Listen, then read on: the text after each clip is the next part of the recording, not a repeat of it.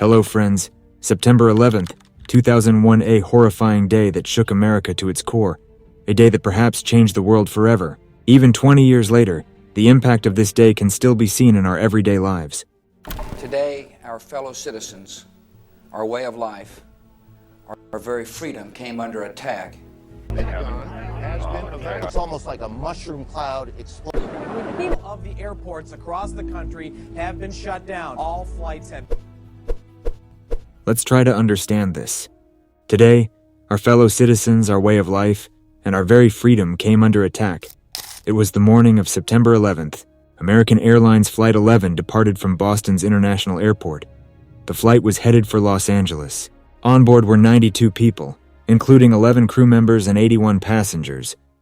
About 15 minutes after takeoff, it became clear that 5 of the 81 passengers were hijackers. These hijackers took control of the plane by overpowering passengers and forcing their way into the cockpit. One of them, Mohammed Atta, was trained as a pilot. A 33-year-old Egyptian national, he seized control from the pilots and directed the plane toward the World Trade Center, WTC. The WTC was an iconic structure in America at the time, and at one point, the tallest building in the world. It was a symbol of New York's pride.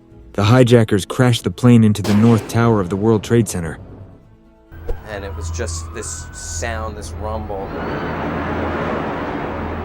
and this mass cloud coming at us.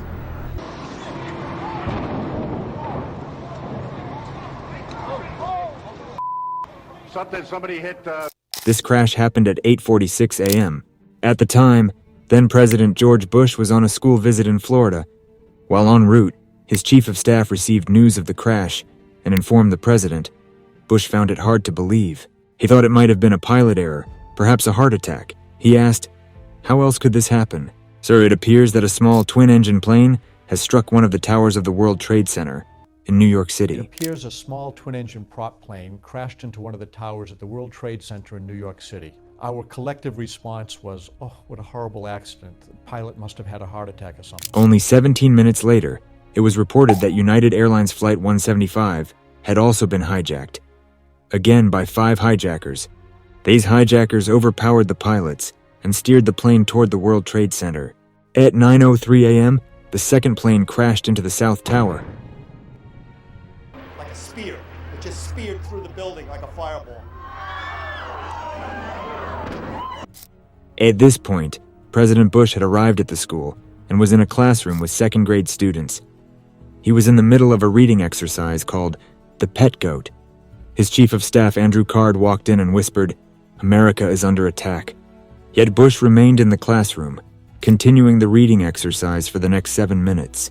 He interacted with the students, took pictures, and praised their teachers.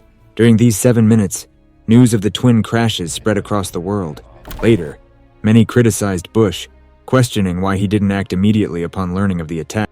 When it was discovered that 2 planes were hijacked, that America was under attack, and that planes had crashed, he remained in the classroom during those crucial minutes, ignoring the urgency. A few minutes after the second plane crashed, news arrived of 2 additional planes being hijacked. One was American Airlines Flight 77, which had taken off from Washington International Airport. It was heading to Los Angeles and had 5 hijackers aboard. The other plane was United Airlines Flight 93, which was traveling from New Jersey to California. It had 4 hijackers. Both flights were rerouted toward Washington, D.C. Washington, D.C. is the capital of the United States. On its outskirts lies the headquarters of the U.S. Department of Defense, known as the Pentagon. The Pentagon is also an iconic building. The hijackers directed Flight 77 toward the Pentagon, and it crashed into the building. This occurred in the nation's capital. By this time, after the 3rd crash, the entire U.S. airspace was shut down. All planes in the air were ordered to land at the nearest airport. The 3rd crash at the Pentagon occurred at 9:37. A significant portion of the Pentagon was destroyed at 9:59 a.m. Due to the fire and structural damage caused by the plane crash, the South Tower of the World Trade Center collapsed. And it was just this sound, this rumble, and this. During this time, everyone was terrified of the 4th hijacked plane. United Airlines Flight 93 people feared where the hijackers might crash the plane. There was speculation that it might target the White House. Some passengers on the hijacked plane turned on their phones and began receiving calls from their families. They learned about the situation in the U.S., the 3 crashes, the attack on the World Trade Center, and its collapse. Realizing their plane had also been hijacked, the passengers of United Airlines Flight 93 chose to fight back. Chaos ensued on the plane. Although it's unclear what exactly happened, as there are only audio recordings available, the passengers' courage likely led to the plane crash landing in a field. Their bravery undoubtedly saved many lives. At 10:28 a.m., the North Tower of the World Trade Center collapsed. In Washington, there is a large fire at the Pentagon. The Pentagon has been evacuated. And there, as you can see, perhaps By the time the horrifying morning in America turned to afternoon, it was confirmed that over 3,000 people had died, and more than 6,000 were injured. Many lives were lost at the Pentagon and the World Trade Center. The terrorist group Al-Qaeda was behind the attack. However, days after the 9/11 attacks, Osama bin Laden issued a statement denying responsibility.